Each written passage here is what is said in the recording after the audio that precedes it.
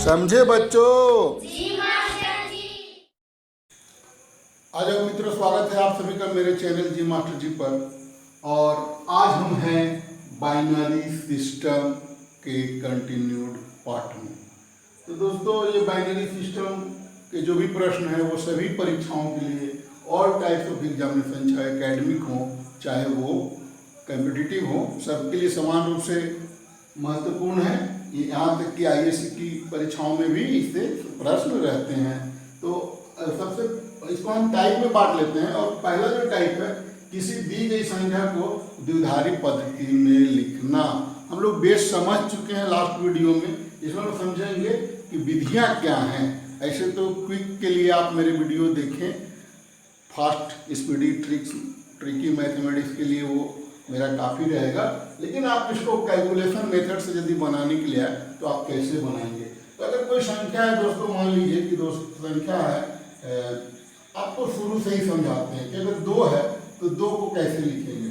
तो 2 को लिखने का तरीका है यहाँ पर कि हम लोग क्या करेंगे, इसको ऐसे 3 भागों में बांटते हैं और 2 से भागा देते हैं। तो 2 एकम 2, तो शेष बच गया 0। इसका मतलब कि 2 को हम लोग, ये जो दाखिली प्रणाली की संख्या है, इसको हम लोग बाइनरी सिस्टम में इधर से लिखना शुरू करेंगे।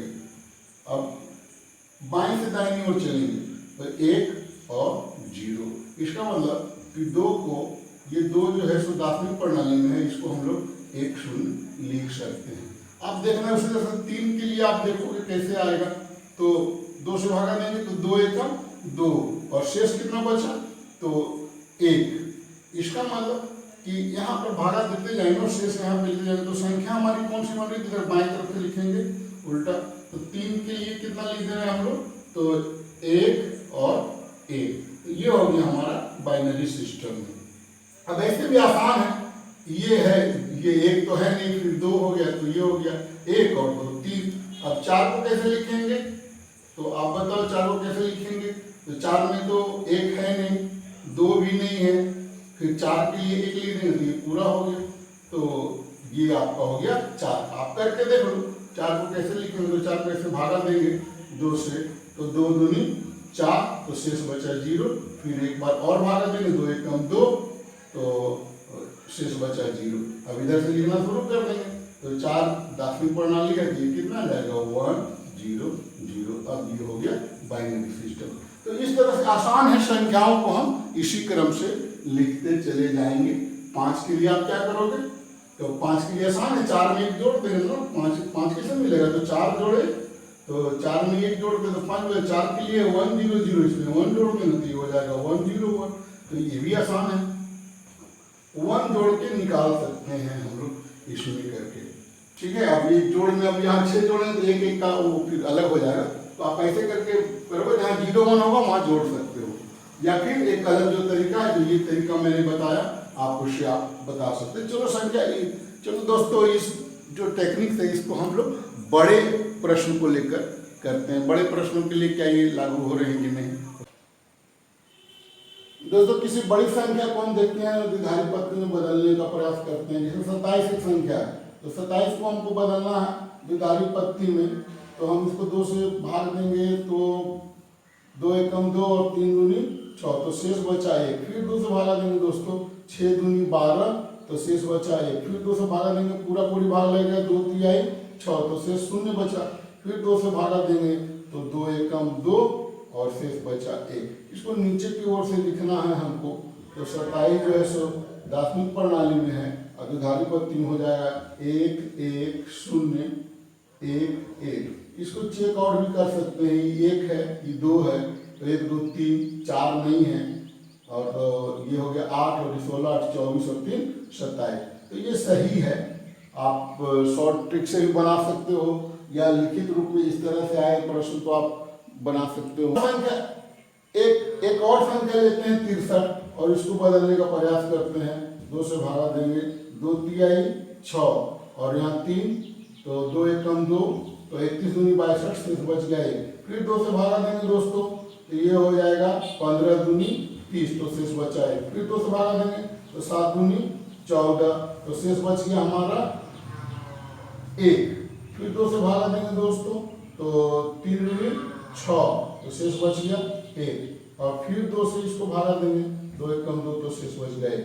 यानी कि ये संख्या हमारी हो गई है 63, जो कि दार्शनिक प्रणाली की संख्या है। इसको द्विधारी पत्ती में लिखेंगे, नीचे से लिखना शुरू करते हैं दोस्तों, ऊपर से नहीं चलेंगे।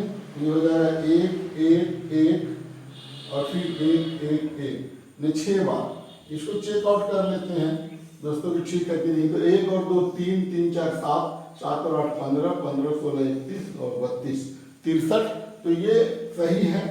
और तो इस तरह से हम दी गई किसी संख्या को द्विधारी पत्ती में हम बदल सकते हैं। एक और बड़ी संख्या का एग्जाम्पल हम लोग लेते हैं, जैसे एक संख्या हम लोग लेते हैं 125, ठीक है।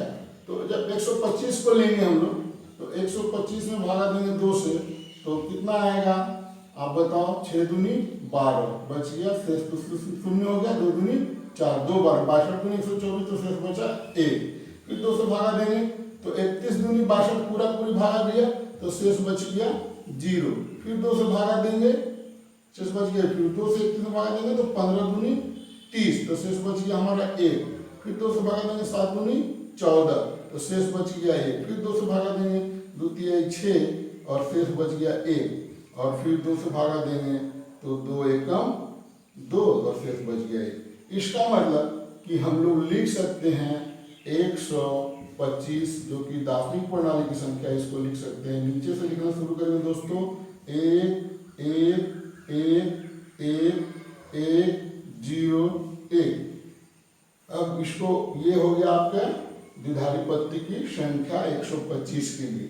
अब इसको जोड़ सकते हैं, तो ये हो गया हमारा 1 2 तो है नहीं, 1 4 5 5 और 8 13 13 16 29 29 और 32 जो है 161 और 61 और 64 125 कंप्लीट है। ये आप ऐसे भी चेकआउट कर सकते हो उंगली पे, बहुत ही आसान है। तो अगले पार्ट में हम लोग देखते हैं टाइप 2 में। टाइप 2 में देखते हैं कि इसके ठीक रिवर्स प्रोसेस को हम लोग कैसे करते हैं, यानी कि किसी भी दी गई द्विधारी पत्ती की संख्या को दार्शनिक प्रणाली में कैसे बदलते हैं।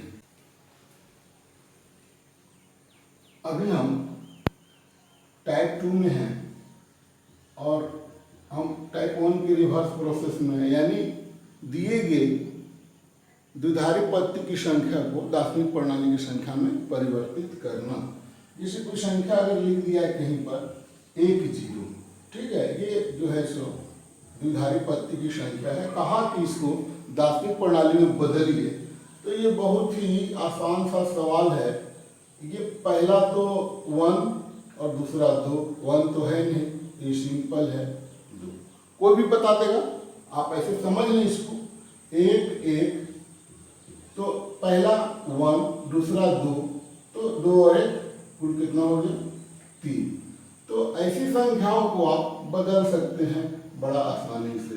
1 नहीं है, 2 नहीं है, 4 है, तो ये संख्या जो है सो 4 है। ये दार्शनिक प्रणाली की 4 संख्या है, ठीक है। तो आप ऐसे संख्याओं को बदल सकते हैं। अगर एक संख्या बड़ी संख्या दे दे तो क्या करेंगे, जैसे अगर कह दे कि 1 1 1 0 1, ये संख्या कितनी है, तो इसका आसान तरीका है बदलने का कि आप ऐसे पकड़ सकते हैं आंसर। तो वेरी शॉर्ट टाइम में ट्रिक्स के द्वारा ये ऐसे ट्रिक्स आप यूज करो।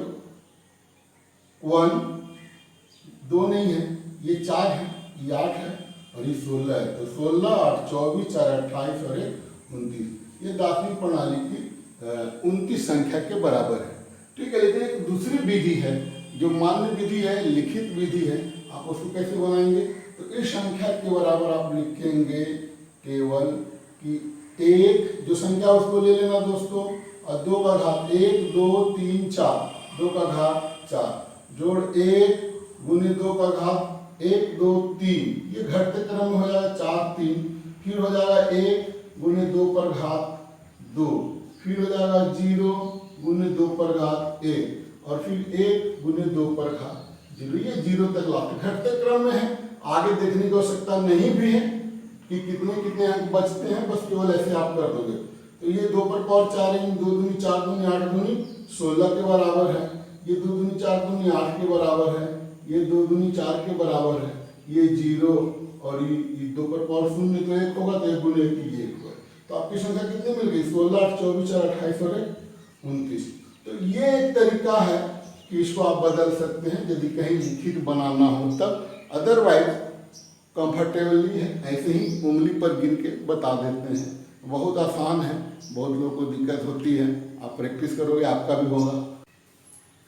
इस संख्या को, दी गई संख्या को दार्शनिक प्रणाली में बदलना है तो आपके पास है सिंपली 1 गुने 2 पर घात 1, 2, 3, 4, 5, 6, 2 पर घात 6 जोड़ 1 गुने 2 पर घात 5 जोड़ 1 गुने 2 पर घात 4 जोड़ 1 गुने 2 पर घात 3 जोड़ 1 गुने 2 पर घात 2 जोड़ 0 गुने 2 पर घात 1 जोड़ 1 गुने 2 पर घात 1।